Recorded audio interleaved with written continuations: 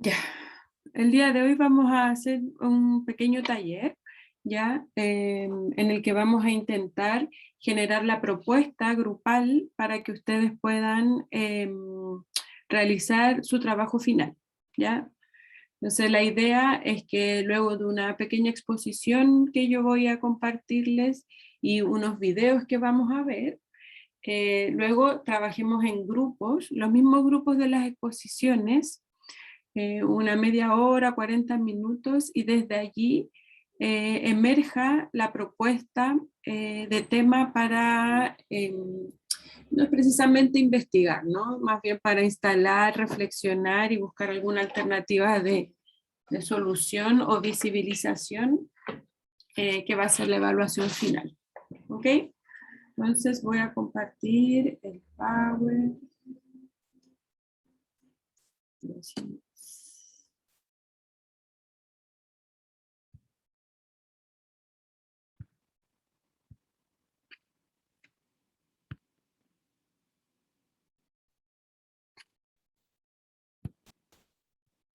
¿Se ve?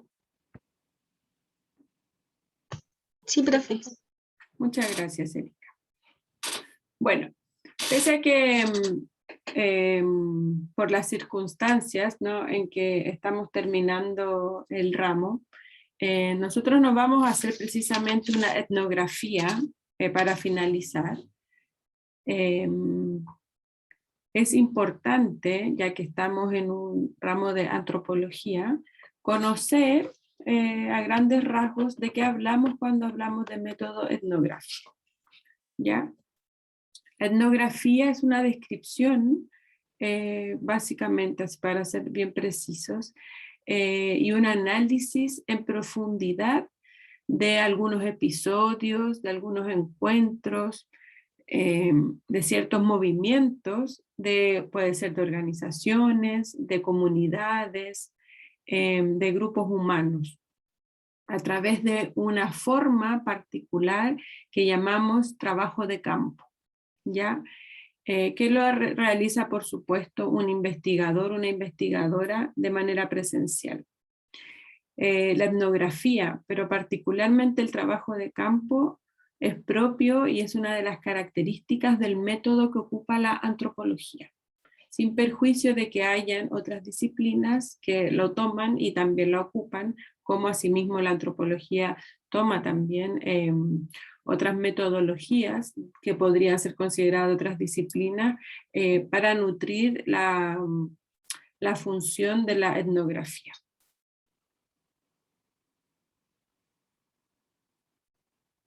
Bueno, como ustedes sabrán, porque supongo que lo habrán visto en filosofía de la ciencia o en otros ramos, una investigación científica, así como diseñada como tal, ya que tenga el rigor científico, tiene tres funciones básicas, ¿no? Una es ser descriptiva de su objeto de estudio, ya que sería el primer paso.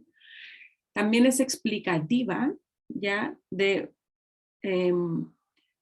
entregar posibilidades de causas de por qué es así ese objeto de estudio, ya, que son hipótesis en el fondo, y es predictiva porque es capaz, a partir de la descripción y la explicación anterior, de predecir o proponer ciertas posibilidades de sucesos que ocurrirán con ese fenómeno.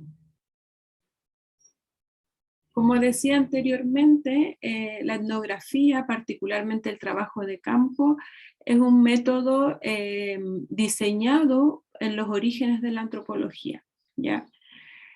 Sin duda, este método ha ido modificándose, ha ido mutándose, sobre todo en lo que tiene que ver con la autoridad etnográfica, ¿ya? Con lo que se llama como la autoridad o el rol del etnógrafo o la etnógrafa.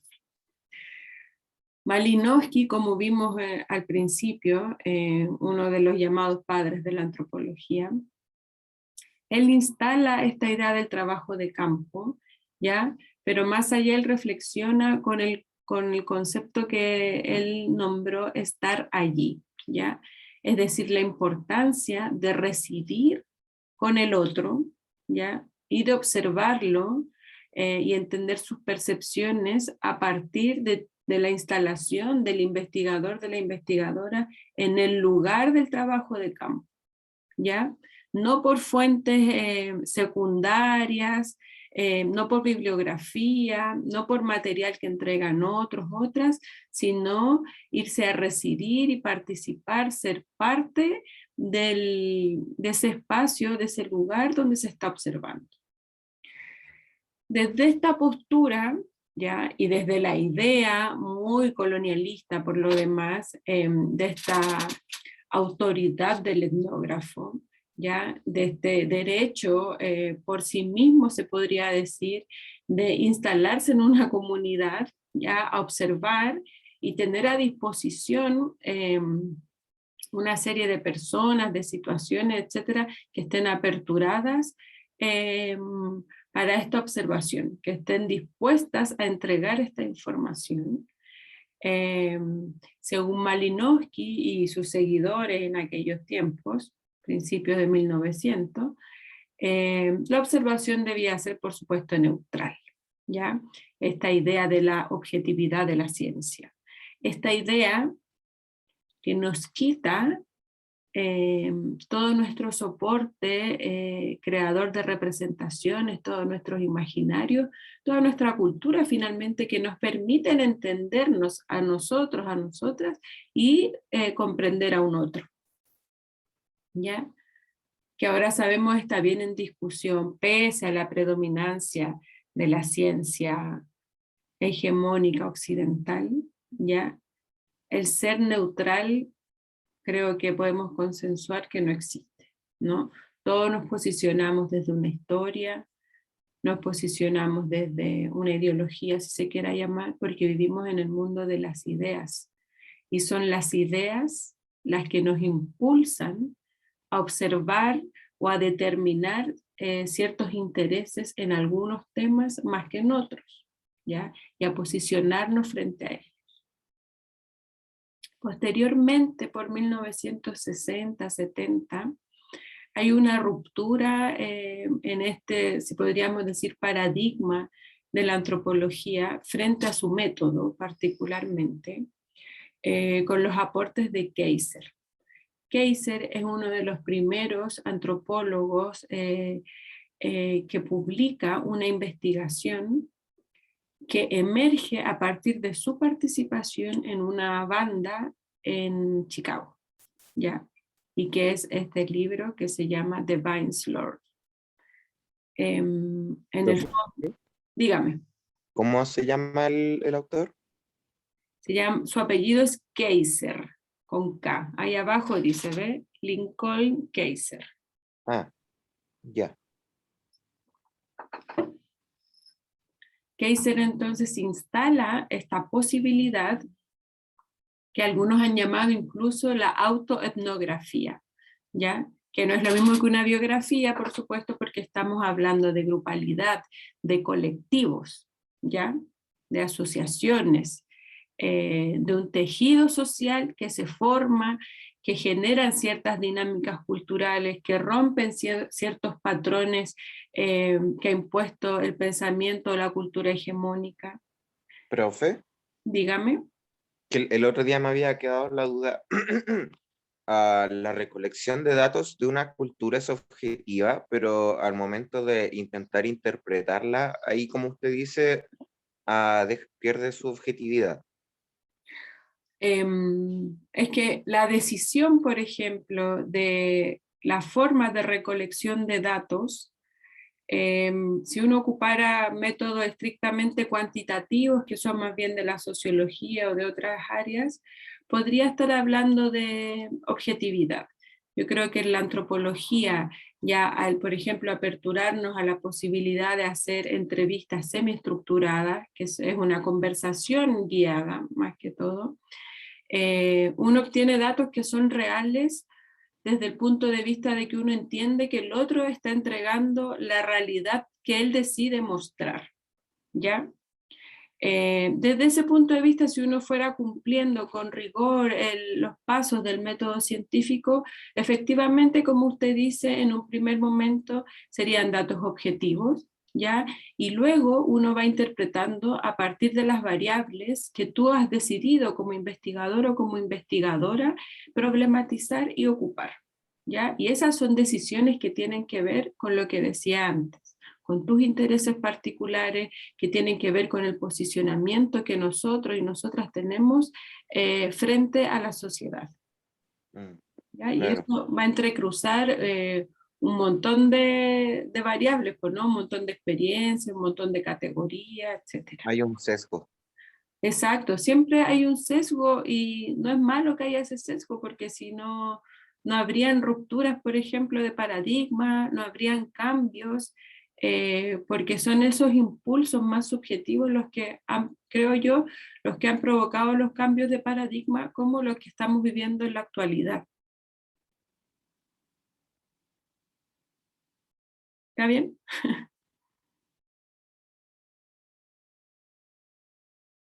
Sí, profe. Ya.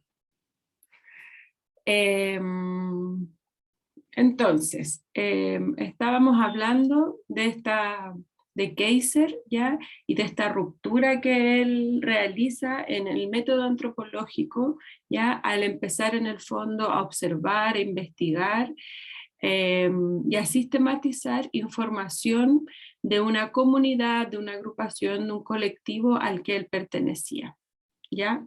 Con todo lo que esto implica, justamente una profundización quizás de los niveles de subjetividad y de posicionamiento para legitimar ciertas prácticas que quizás desde el punto de vista del, entre comillas, sentido común, no serían bien vistas, ¿ya?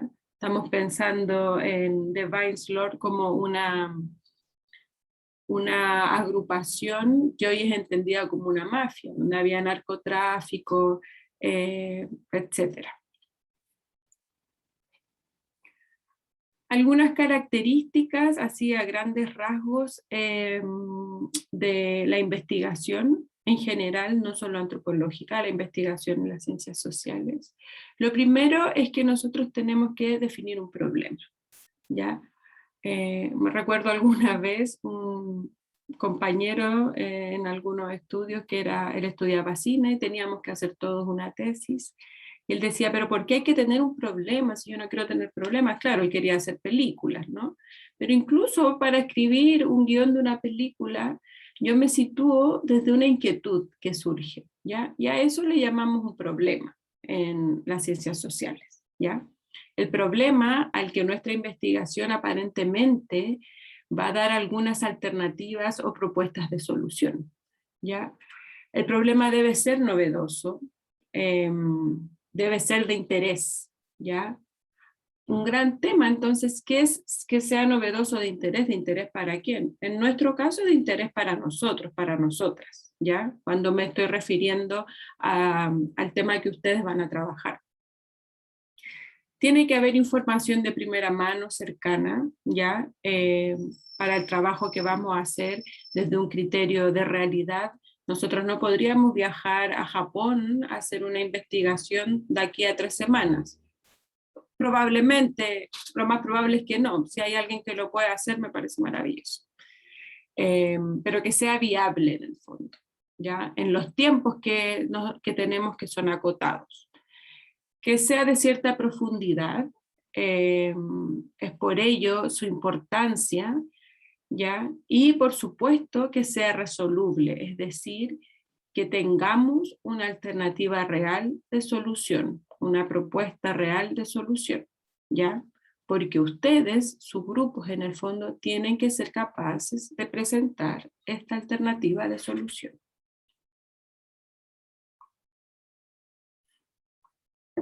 Para esto, algunos elementos importantes son, por ejemplo, que nosotros tengamos algún tipo de relación relativamente directa con ese problema, ¿ya? Que sea parte de la experiencia del grupo, de parte del grupo, de algún integrante del grupo, y que a los otros y a las otras les haga sentido sumarse a la resolución de esa problemática, ¿ya?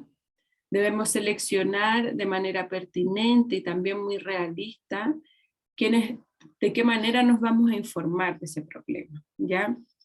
A quién vamos a consultar. Independiente que el problema sea mío, por supuesto que al habitar un mundo social, el problema considera a más personas, tanto como portadores de ese problema, como representantes de ese problema, o como especialistas en alternativas de solución de aquel problema.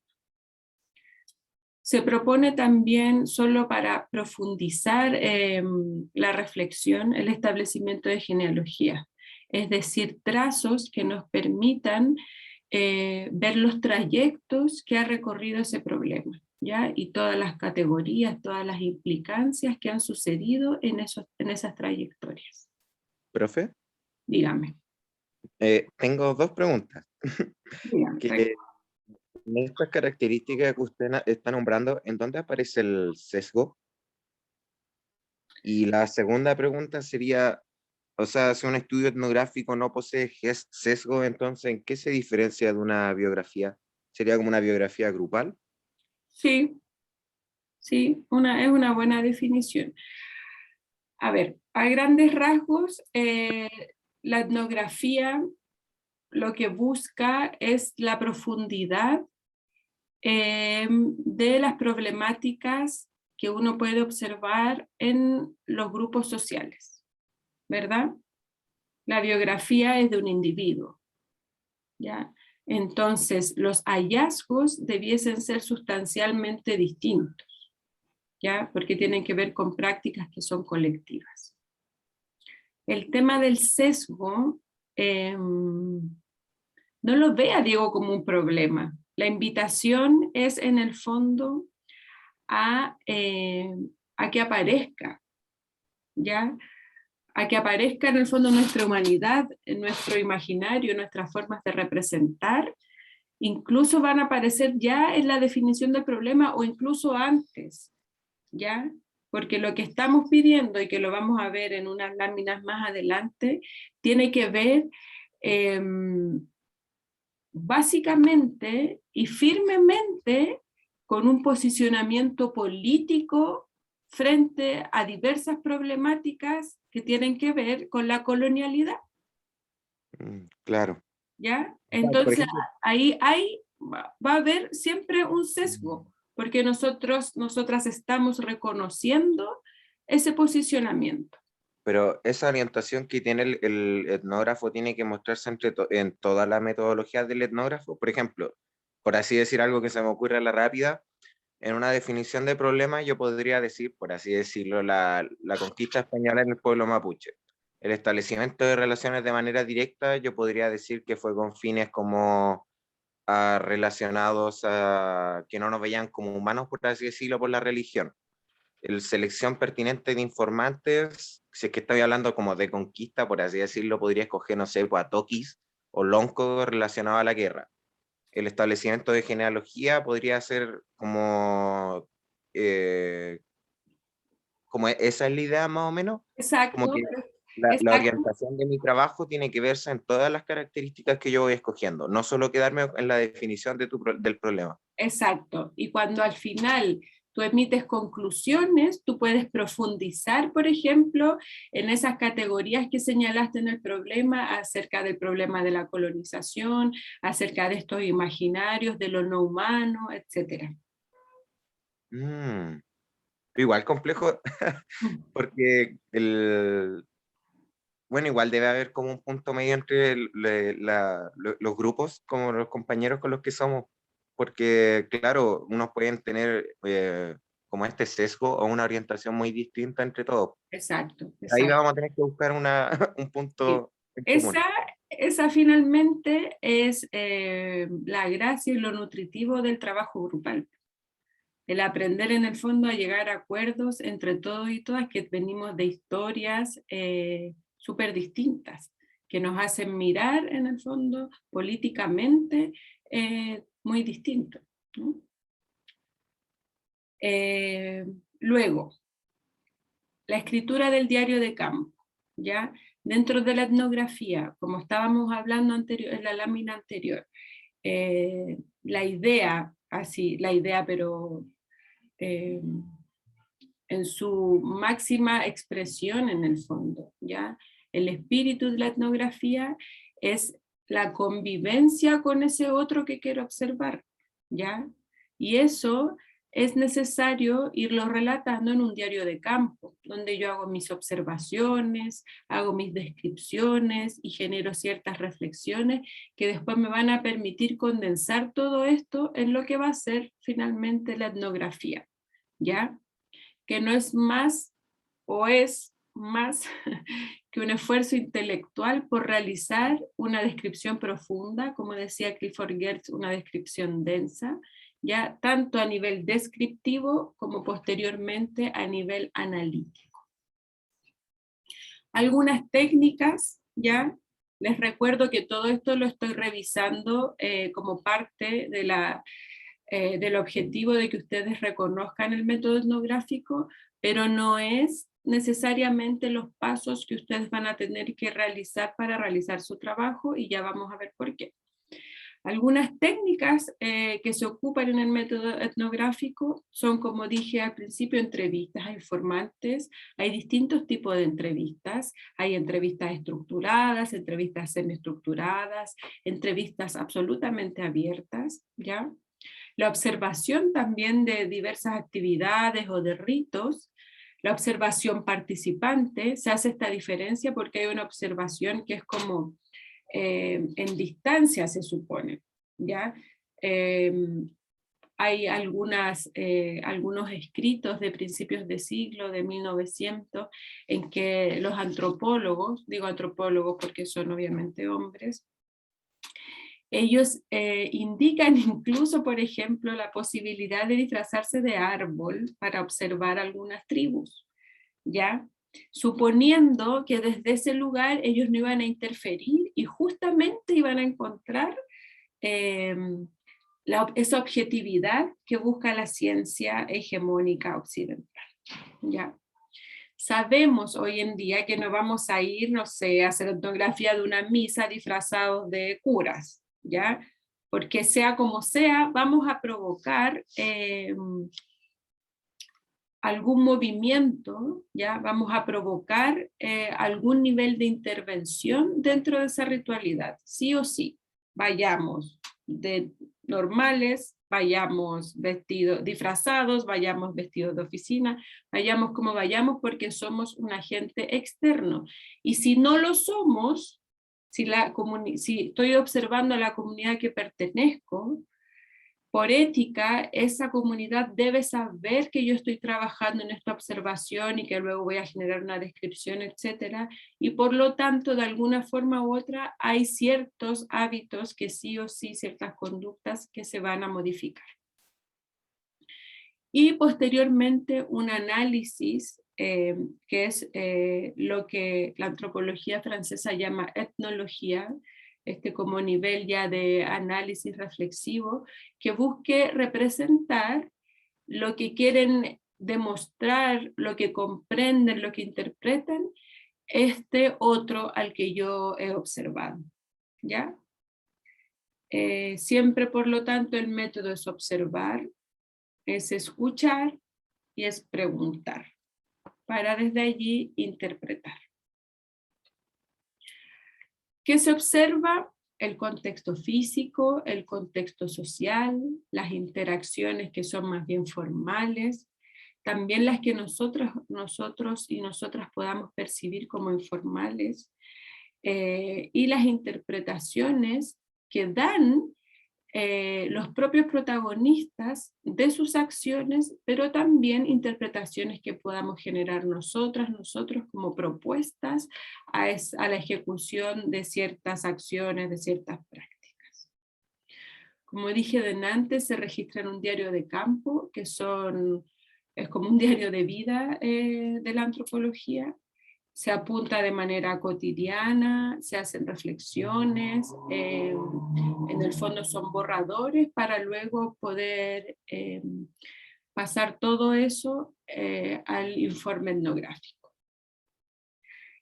Este es un relato que es más bien para entender la narrativa de la etnografía.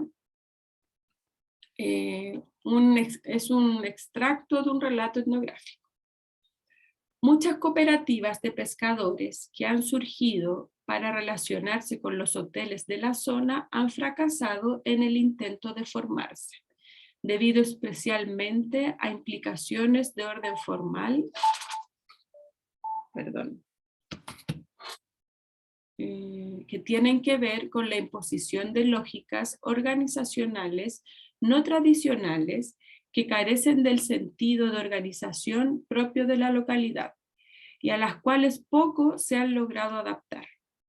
Un ejemplo de este sentido se evidencia cuando los pescadores que no lograron el fortalecimiento de estas cooperativas pesqueras justifican su inconformidad e incomprensión de ciertos requerimientos como condición previa requerida para acceder al apoyo económico del exterior, brindado para la formación de este tipo de cooperativas. Los pescadores cuentan que las entidades respectivas pidieron anticipadamente a cualquier desembolso la construcción de infraestructura propia, la consecución de documentación legal como personería jurídica, la creación de normas y estatutos que, entre otras cosas, permiten la asignación jerarquizada de actividades y de lugares de poder al interior de las cooperativas, y establecen los modos como se toman decisiones, herramientas todas que, según la lógica externa, permiten la estabilidad, el funcionamiento y la eficacia de la institución. Vemos aquí entonces cómo hay una descripción que va reuniendo, va tejiendo, va hilando la observación etnográfica, ¿ya?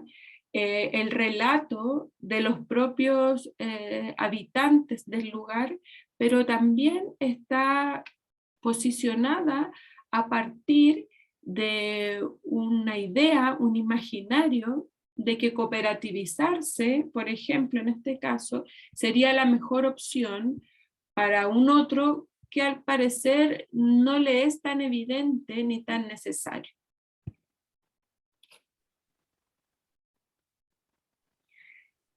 El último punto es el nivel de reflexividad importante en la etnografía y que por supuesto es el nivel quizás más subjetivo, si se quisiese decir, ¿ya? Todas las perspectivas y las experiencias deben aparecer en el relato, ¿ya? Todas las perspectivas de todos y todas quienes informaron y por supuesto la perspectiva de quien lo relata, ¿ya? Eso no se debe negar. No existe, desde mi punto de vista, no existe la objetividad absoluta, ¿ya? Toda información es relacional, toda información se construye a partir de lo que yo como antropóloga le pregunto a ese otro o el método que ocupo para obtener la información. Por lo tanto, no lo hago sola, lo hago con un otro que también es portador de una subjetividad. Por lo tanto, hay interacción, hay diferencias y por supuesto hay niveles también de reciprocidad. Y con esto, este último nivel de reciprocidad tiene que ver también con que yo como investigador, como investigadora ofrezco a cambio de esta información que se me está entregando, ¿ya? Para mantener siempre el equilibrio en las relaciones. Deme un segundo, digo, para terminar esta idea. Antiguamente, y probablemente aún sucede con algunos colegas, todavía se posiciona desde esta idea de la autoridad etnográfica, desde esta idea de la predominancia de la ciencia, del saber científico. Por lo tanto, el otro tiene que estar sometido a la extracción de información que yo necesito, porque todo esto es en virtud de esta idea de desarrollo, ¿ya? Que no respeta la diferencia ni los valores distintos del otro. Dígame, Diego. Sí, en el relato etnográfico hay que abstraer cosas que como los integrantes, no sé si de la población, la cultura, que ellos no sepan, porque se supone que nosotros somos los que tenemos que hacer esa descripción densa. Tenemos que como llegar a conclusiones guiadas por nuestro objetivo de investigación. Sí, o Son como sea, aclarar cosas que los integrantes no sepan. sí, o sea, yo encuentro complejo referirnos a que hayan cosas que ellos no sepan, ¿ya? Mm. Quizás aquella necesidad que usted ve que no es que no la sepan, sino que no existe como tal. También existe la posibilidad de que no se quiera entregar esa información y de forma, en el fondo, enmascarada se diga que no se sabe, ¿ya? Y por supuesto que si usted necesita entregar una respuesta frente a esa información que no tenemos en el fondo relato, se permite que usted genere propuestas de respuesta a esa información de la que no tenemos respuesta, ¿ya? Ahora vamos a hacer una bajada específicamente al trabajo. Les cuento que esta es una primera experiencia que estamos haciendo por lo menos en este ramo. Por lo tanto, la invitación también es a moldearla entre todas y todos, ¿ya? La idea de hacer una etnografía de la profundidad que se merece siempre fue el trabajo final de este ramo antes de la pandemia y la revuelta, ¿ya? Creo que ahora, en virtud de los tiempos y también de esta ruptura de paradigmas que hablaba al principio, se hace mucho más nutritivo para todos y para todas realizar una propuesta que rompa con esta hegemonía de la escritura, por un lado, tan académica colonialista, ¿ya? Y que también permita realizar una antropología más de la acción, ¿ya? Es decir, que desde algún lugar, desde el lugar libremente propuesto por los grupos, se genere, no creo que una solución, pero sí una alternativa de visibilización de ciertos problemas que a ustedes les hace sentido poner en valor. Por lo tanto, lo que vamos a buscar en este trabajo, en esta propuesta, es deconstruir este relato, estos relatos hegemónicos de la colonialidad, ¿ya? Relatos que, como sabemos, narrativas que, como sabemos, pueden ser muy antiguas, como el mismo hecho colonial, la llamada conquista, ¿ya? Y todas sus consecuencias, pero también nuevas colonialidades, ¿ya?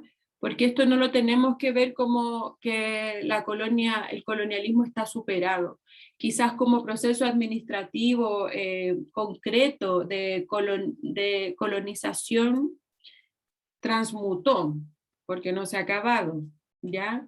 Se transformó profundamente, pero la huella colonial sigue presente, ¿ya? Por ejemplo, en todas las consecuencias que tiene la instalación de un modelo de libre mercado salvaje, como es sobre todo acá en Chile, un capitalismo profundo, que nos hace vivir, por ejemplo, estas como colonialidades contemporáneas que podríamos llamar, como inequidades profundas, la amenaza bélica latente, la amenaza de guerra, de instalación de zonas de muerte permanentes, como en el caso de Palestina, en el caso del Gualmapu, etc. La degradación medioambiental, la profundización de un sistema patriarcal que subalterniza a gran parte de la población, mujeres, niñas, disidencias sexuales. ¿Ya? ¿Profe? Dígame. Pero como estudio etnográfico, o sea, claro, la colonialidad es de manera transversal, pero al momento de hacer la investigación, ¿a quién tenemos que como investigar? Por ejemplo, si vamos a hablar como de algo, no sé, pues feminista, tendríamos que hablar sobre un colectivo y ahí Nosotros, obtener información de ello. nosotros, Diego, nosotros en el curso no vamos a hacer una etnografía, ¿ya? Nosotros lo que vamos a hacer es reflexionar grupalmente en torno a un problema que sea cercano, que nos haga sentido, ¿ya? Desde una perspectiva política, por supuesto, y vamos a presentar una alternativa de solución, una alternativa de visibilización o de puesta en valor de esa problemática. ¿Ya? Sigamos construyéndolo. Este señor Bonaventura de Sousa, que yo supongo que ustedes lo reconocen, dice que él entiende, Bonaventura de Sousa, si bien es representante de esta línea de epistemologías del sur, la epistemología del sur cabe dentro de toda esta trayectoria que hemos hablado, pensamientos decoloniales. ¿Ya? Y Bonaventura dice que entiendo por epistemología del sur el reclamo de nuevos procesos de producción y de valoración de conocimientos válidos, científicos y no científicos. Eso es muy importante, porque hasta ahora, sobre todo nosotros, nosotras, ustedes que están estudiando en una universidad, en una facultad de ciencias médicas, con lo que implica ser parte de una facultad de ciencias médicas en este occidente hegemónico, ¿ya? Preso del rigor científico, cartesiano, dualista, ¿ya? La invitación entonces, como dice Boaventura, es a valorar conocimientos científicos y también no científicos, ¿ya? Desde un mismo lugar, sin jerarquización, y de nuevas relaciones entre diferentes tipos de conocimiento, a partir de las prácticas de las clases y grupos sociales que han sufrido de manera sistemática las injustas desigualdades y las discriminaciones causadas por el capitalismo y el colonialismo. ¿A qué hacemos referencia entonces? Profe, ¿no se escucha? O yo no la escucho, no sé. ¿Nada de lo que he dicho? No, no se escucha. ¿Pero hasta dónde me escucharon? Hasta desigualdades. ¿Ahora? Sí. ¿Sí? Ya. Qué bueno que me lo digan porque yo sigo hablando y no me doy cuenta y mi internet dice que está inestable. Así que yo supongo que es por eso. ¿Ya? ¿Me escuchan, cierto? Sí, profe. Ya. No me levanten la mano porque como estoy compartiendo pantalla, veo como a 4 pantallas y nada más. ¿Ya? Entonces me tienen que decir sí o no, no se escucha, etc. Bueno. Dice entonces Boaventura, hablando de poner en valor las prácticas de clases y grupos sociales que han sufrido de manera sistemática, de manera permanente, las injustas desigualdades y las discriminaciones causadas por el capitalismo y el colonialismo. ¿Ya? Entonces la invitación en el fondo es hablar desde un lugar subalterno, ¿ya? Poner en valor voces que no han sido puestas en valor porque no tienen acceso ni posibilidad de adquirir el rigor de la ciencia, ¿ya? Poner en valor pensamientos que no han sido validados hasta ahora, ¿ya? ¿De qué forma lo vamos a proponer más adelante? Ahora les quiero compartir dos videos de distintas experiencias educativas de alguna forma decoloniales, ¿ya? Los ejemplos más recurrentes que hay, si uno se pone a buscar experiencias decoloniales, se relacionan precisamente con la educación, ¿ya? Y en esto la interculturalidad es el concepto que se ha trabajado desde la mirada decolonial para la educación, ¿ya? Básicamente, siento yo, por la naturaleza política que tiene la educación, como un proceso evidentemente que permite la concientización, ¿ya? También por la necesidad cada vez más evidente de generar espacios populares que permitan la autoeducación de las personas, de los pueblos, y por sobre todo de las personas que han estado históricamente en situaciones de marginalidad. ¿Ya? También el lugar de la educación aporta en el reconocimiento de estas formas que se podrían decir subalternas de conocimiento, ¿ya?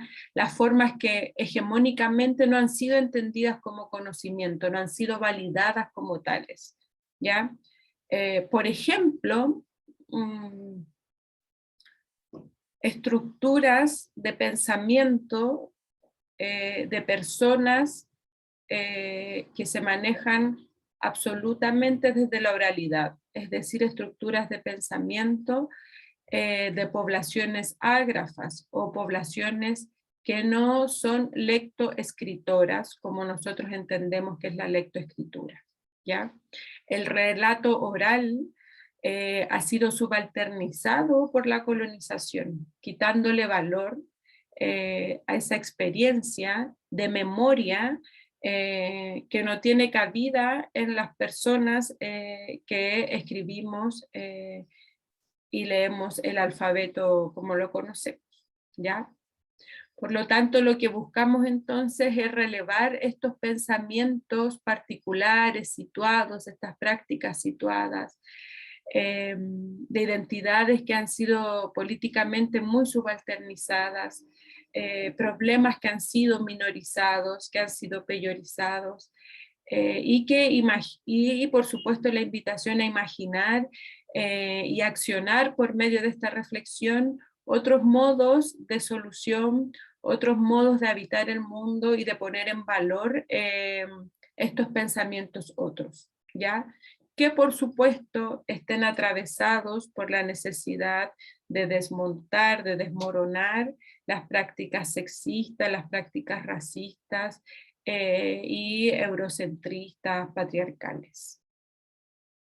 Voy a compartir el primer video. No sé si alguien me puede ayudar a compartir el sonido o se compartirá automáticamente.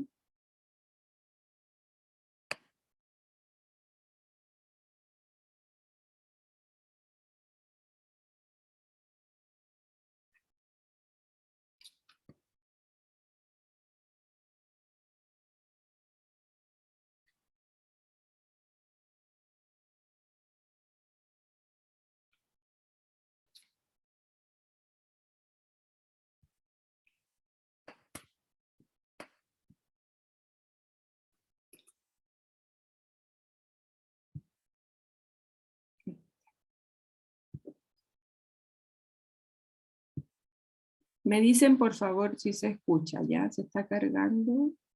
Del departamento del Cauca. El colectivo Minga de Pensamiento. ¿Se escucha? Sí, profe. Ya. Sí. Prácticas de del departamento del Cauca. El colectivo Minga de Pensamiento, Prácticas decoloniales. Traemos el Salón Intercultural Internacional de Arte Indígena Manuel Quintín Lame. Quintín Lame es un líder indígena muy importante en nuestro departamento y gracias a él pues están todos esos procesos de resistencia que tienen que ver digamos con el derecho a la tierra y defenderla porque es nuestra madre. Son 49 artistas de diferentes regiones y países. Son muchas personas y muchos pueblos que hay detrás de estas prácticas artísticas y de pensamiento. Nosotros con Minga de Pensamiento trabajamos con los reincorporados de las FARC, comunidades NASA, comunidades NISA, comunidades Oconupos, Ingas, indígenas Sami de Escandinavia, de la parte de Noruega y Suecia, artistas de Ecuador, artistas de Perú, Guatemala, México. Generalmente se habla de etnias y en Colombia no existen etnias, existen pueblos. Generalmente los invitan a cosas artesanales que si bien son bonitas, pero no se sabe el significado concreto, lo que es un trabajo hecho a mano, no saben la historia que es de eso. Entonces cuando cuando se abren unos espacios distintos a la artesanía, se muestra lo valioso que es el pueblo. Pinturas, esculturas, fotografías, videos, performance, un palabreo a través del fuego. Estamos trabajando el tema de las memorias del fuego, o sea, los palabreos en torno al fuego, pues es una práctica milenaria. Traerlo acá a este lugar no es nada nuevo, sino que es como recuperar una práctica más antigua que el cemento que contiene. Entonces es activar de nuevo esta sensibilidad, que es vernos a nosotros de manera horizontal, en círculo, donde todos tenemos una palabra. El proceso que estoy haciendo de mis pinturas es con tierra y con plantas, con fresco y con chirrincho. Surge a partir del caminar del territorio, en las caminatas pedagógicas que hacemos con mis compañeros a los sitios sagrados, tanto Misa como Nasa. El sueño también me guía. Entonces no lo hago como para exponer, sino como para crecer yo como espiritualmente, para fortalecerme. Son trabajos que tienen un trasfondo con el tema espiritual y el tema cosmogónico. Pues ya no es como un salón de arte convencional, sino una minga. Entender que las obras de arte que están aquí en realidad son como escenarios, por decirlo así, superficiales de los procesos territoriales que los artistas tienen, de cómo contribuye esto en alguna dimensión a la sensibilidad y a la soberanía estética pues de cada lugar. Muchas personas de estas comunidades han venido a visibilizar sus procesos ya a la ciudad, pero lo que se hace profundamente en el campo acá simplemente se visibiliza. Es un proyecto que se está construyendo y se está tejiendo hace 7 años en todo el proceso de entender la colectividad. Tejer las prácticas propias, tejer las prácticas locales para caminar a autonomías territoriales. Es un proyecto totalmente crítico en torno al tema que está pasando específicamente en nuestro departamento. Las comunidades indígenas por mucho descuido estatal las están matando, pero con su sabiduría ancestral y en todos sus procesos están más vivas que nunca. Está, digamos, este proceso acompañado de una mayor anasa y un taita misa que acompaña la urbanización del espacio y de las piezas. Fallando a nuestros mayores que nos han llamado la atención, una cosa es mostrar, otra cosa es vender. Nosotros no queremos negociar con nuestra arte, nosotros queremos mostrar al mundo que somos pueblos diversos, que existimos aunque hay violencia, existimos aunque nos han intentado desaparecer. Es para ir construyendo esa paz, no a través de la violencia, sino que a través de la palabra. Ahí miramos el conocimiento propio, el conocimiento de mayor, y se invita a la gente que es sabedora, porta esos conocimientos como los mayores, como las mayoras. Es maravilloso cómo a través de las artes la gente plasma ese conocimiento y pone ese conocimiento a las otras generaciones para que no nos extingamos. Nos parece supremamente importante reconocernos entre nosotros mismos, pues que no nos reconozca Occidente, ¿sí? No esperar que nos vengan a reconocer. De Occidente, un ejercicio colonial sobre las prácticas propias. Terminan configurando heridas coloniales hacia los territorios y dependencias en términos culturales, en términos políticos, en términos económicos. Lo que nosotros proponemos es ser muy sensibles a las prácticas locales de cada pueblo para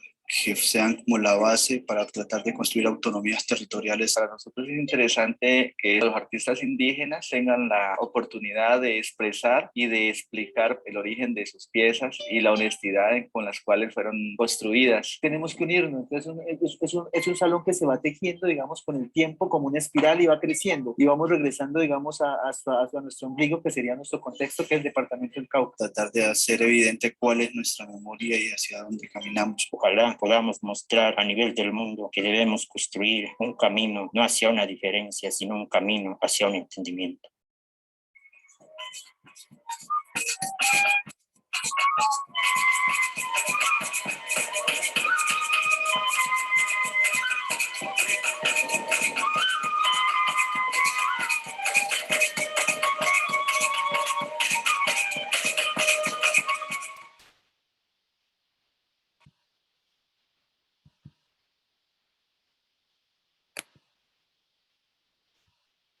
Ya vamos a poner el otro.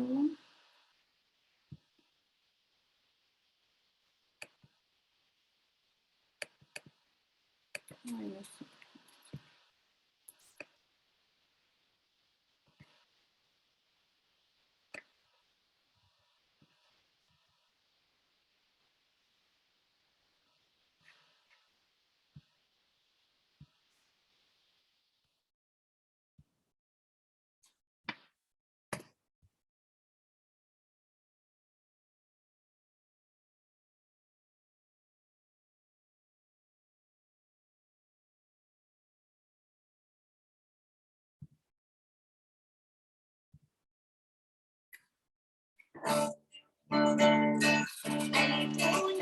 ¿Se escucha?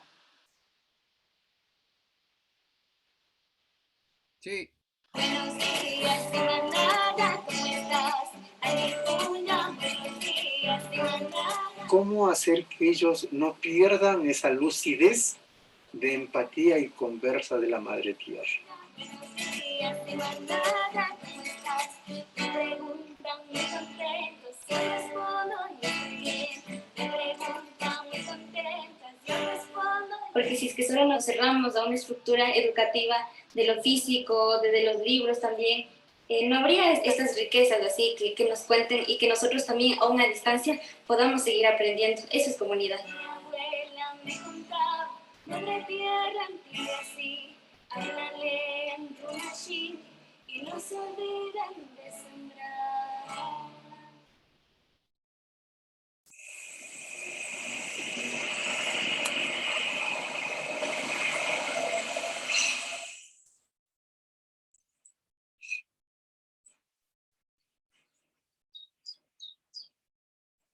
El objetivo, la misión de acá es visibilizar estas dos epístemes, tanto la occidental moderna como la andina quichua, campesina, ¿no? Y soñar que estos niños que ahora están en estas edades, de estos años escolares, en sí pueden ser jóvenes prometedores que se planteen otra forma de educación, no hegemónica, sino más de empatía, más de cariño, y que la enseñanza sea siempre estar contento. Hola, Pachi. ¿Cómo estás? Hola. Hola. ¿Nos puedes contar qué has hecho tú durante este tiempo? He sembrado plantas. ¡Qué lindo! ¿Y qué plantas has sembrado? Tengo una chacra. ¡Wow!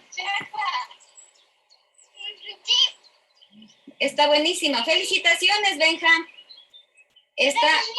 Ya le vi creciendo algunas plantitas pequeñitas. Les voy a cuidar mucho. Ya, ¿y qué necesita la planta para que crezca bonito, grande y fuerte?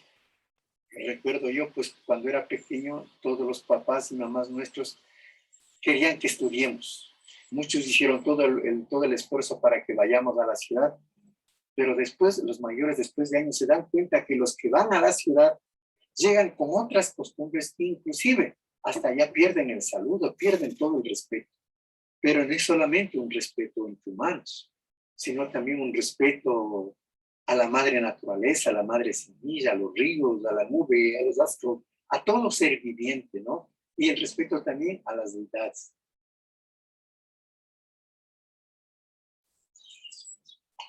Laurita. Sí, Masi. La chacra de la escuela está creciendo. Sí, corazoncito, ha crecido. Ya mismo te voy a mostrar los colorcitos de maicitos que estamos cosechando para cuando ustedes regresen a clases para volver a sembrar. Nosotros somos los docentes, somos los que estamos directamente con los estudiantes y sus familias. Entonces el ministerio es así, el macro. Manda sus ayudas con la intención de que llegue a todo el mundo que no está conectado al internet, a través de la radio, a través de la televisión, pero si vives en el páramo donde no hay señal o a veces no hay luz, entonces nos toca a nosotros buscar las formas de cómo ayudar posteriormente.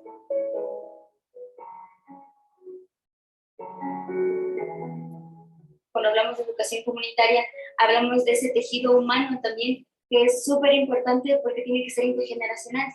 La educación comunitaria no significa que aquí en el espacio físico estemos reunidos papás, mamás, babas y docentes, ¿no? Sino que hay esas actividades que permitan la comunitariedad. Si no hay actividades que permiten la comunitariedad, no puede haber educación comunitaria.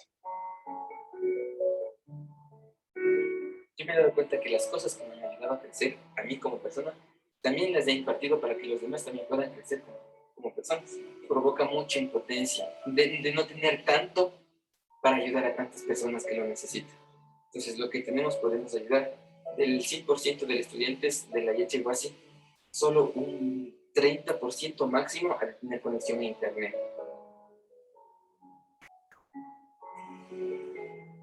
aquí durante este confinamiento se levantó la olla prácticamente para ver la pobreza que había en mucho de nuestra población, porque se abrieron grandes interrogantes aquí. Oye, ¿qué hacemos ahora? No, nunca habíamos estado así, pues sale otro eslogan, ¿no? Que todo...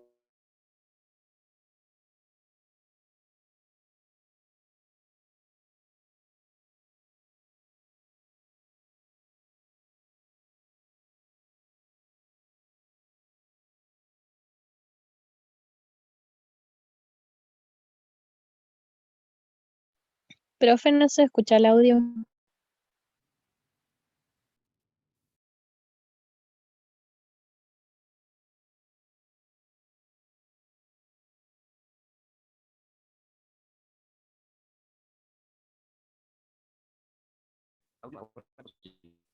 Profe, yo creo que apagó el micrófono y como no estaba compartiendo audio desde la computadora, se cortó.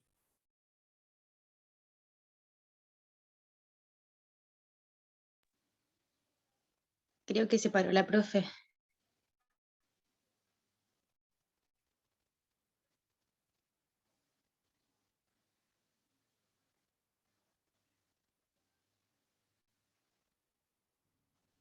Esperemos un momento que vuelva y recomenzamos, ¿ya? Ya, perdón. Entonces yo creo que Ahí cuando sí. se tiene de base fundamental esa perspectiva educativa, la comunitariedad hace que en tiempos de crisis sea quizás más llevadero, más familiar de alguna manera. Y cuando eres familia te preocupas, cuando eres familia también sientes ese sufrimiento, ¿no? Desesperación, frustración. Y creo que eso es importante en una escuela y es importante como docentes también.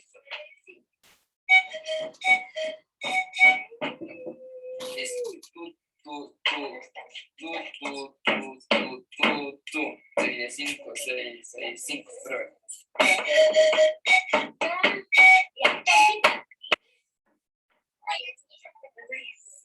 porque es una metodología diseñada para niños que vienen, que son migrantes aquí en Quito. Niños que son racializados, niños que son discriminados. Es para ese tipo de niños que están como que destinados a tener un sesgo educativo para que sean los que producen, más no los que pueden generar esto, más no los que pueden hacer este otro. Claro.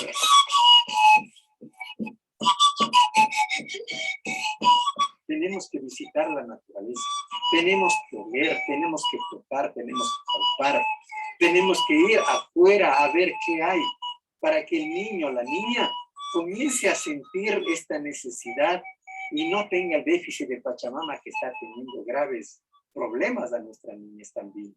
Sí, de esas cosas tan preciosas, ¿no? Entonces, eso a uno le llena, digo, todavía hay esperanza. Y la esperanza está en que los pueblos y nacionalidades indígenas tenemos recuerdos, saberes milenarios de esta forma agrocéntrica de tener para comer. Que es importante visibilizar ese saber.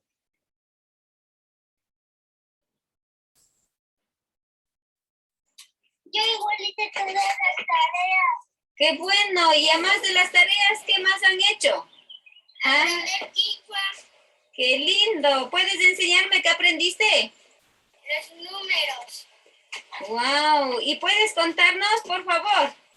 Shuk, ishkay, quince, chushku, pichkas, sutak, kanchis, usrak, ishku, chunga, chunga, shuk. Cuando eres guagua y eres guagua indígena, la niñez es tan importante porque construyes memoria. Y cuando construyes memoria, hace que cuando seas adulto, cuando seas adulta, seas un adulto más consciente, más reflexivo, más hacia lo justo, ¿sabes? Y es un sentimiento también de saber que muchos guaguas ya no van a poder venir, porque no pueden pagar estas escuelas fiscales y es que no hay también un pago, no hay apoyo económico, la escuela tiene que cerrarse porque si no, no funciona tampoco. Nos estamos preparando en realidad para la nada, o sea, para una incertidumbre de que no sabemos si es que se van a matricular, si es que, porque muchos guaguas ya nos han dicho, y más que todo guaguas indígenas, más ya no vamos a poder estar en la escuela.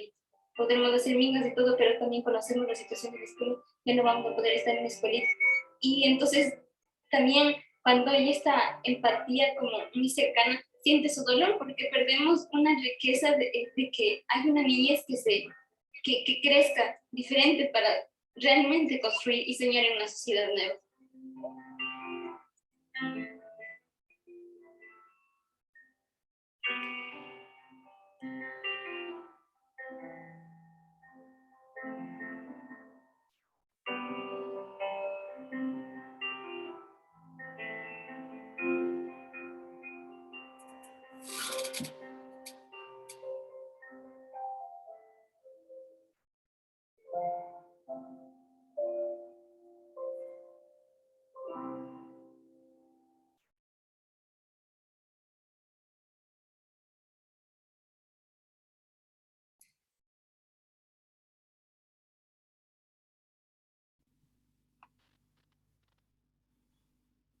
Mauri.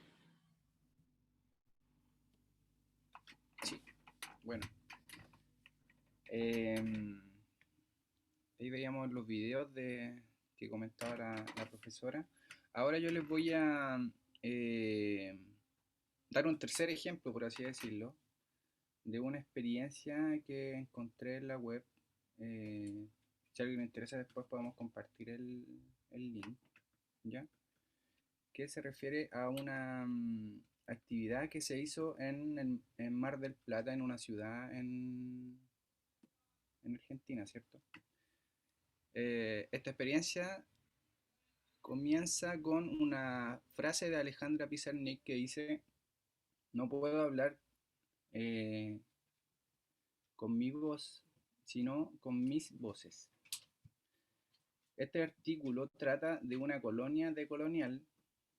Lo que parece un juego de palabras es en realidad el análisis de una experiencia recreativa y lúdica realizada este verano en la ciudad de Mar del Plata.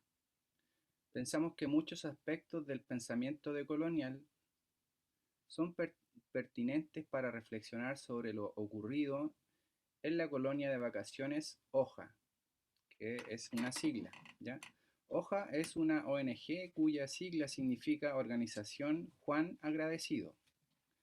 Juan nació con parálisis cerebral y su mamá decidió formar una organización para asesorar a otros padres, realizar acciones solidarias y generar actividades lúdicas dirigidas a chicos y chicas con diferentes discapacidades.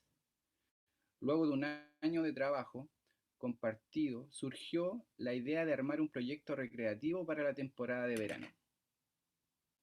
Entre los meses de enero y febrero del año 2017, se realizó la experiencia y dejó mucho material para pensar, desde diferentes enfoques, cuestiones relacionadas con nuevos abordajes sobre la discapacidad. Para ello nos pareció pertinente tomar la voz de los participantes, en este caso acompañantes terapéuticos y coordinador de la colonia de vacaciones, para ir construyendo el entramado teórico práctico que nos permita comprender momentos que nos interpelan fuertemente. Por ejemplo, les voy a leer lo expresado por un acompañante terapéutico, ¿ya? De una persona que estuvo en la colonia de verano. La colonia fue muy completa. Un día hicimos actividades campamentiles, que le dicen allá en Argentina. Armamos carpas, juntamos leña, prendimos un fogón y hasta cocinamos salchichas pinchándolas en un palo y acercándolas al fuego.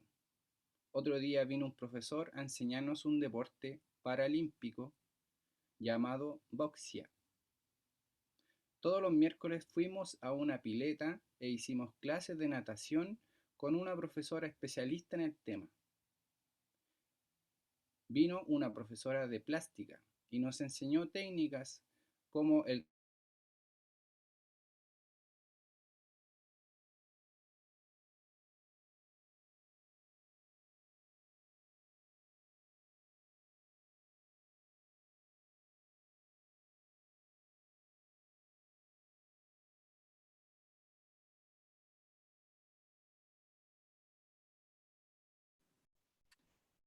¿Es el profesor o soy yo? 35. ¿Sí? ¿Alguna duda? consulta. Profe, ¿no vamos a hacer la pausa de descanso? Tengo entendido que la idea es hacer esta pausa de 30 minutos, Diego. Esa pausa que tú me preguntas, ¿de cuántos minutos son? No sé, como 10 a veces. 10. Depende de los profes. Ya, voy a consultar con Victoria, pero de momento nos juntamos en 30 minutos si les parece, ¿sí? Bueno, sumémosle 10 minutos de descanso. Bueno, entonces a las 45. Eso, ya. 11:45. ¿A qué hora sería? 11:45. Vale. ¿Ya?